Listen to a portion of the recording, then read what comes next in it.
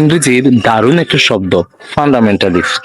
That means who has strong believe that the laws of their religions must be followed very strictly. অর্থাৎ যিনি মনে প্রাণে বিশ্বাস করেন যে নিজ ধর্মের সকল নিয়ম কানুন কঠোরভাবে পালন করতে হবে।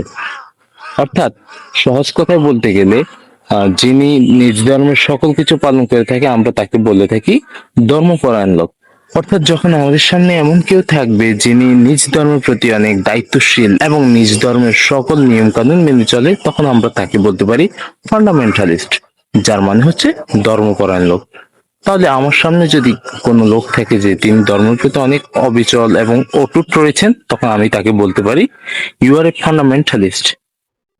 এবং তারা ধর্মপরায়ণ লোক, দে আর দ্য ফান্ডামেন্টালিস্ট।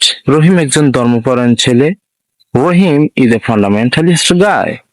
সো আমরা কিন্তু ধর্মপরায়ণ লোক এর ইংরেজি ফান্ডামেন্টালিস্ট ব্যবহার করতে পারি।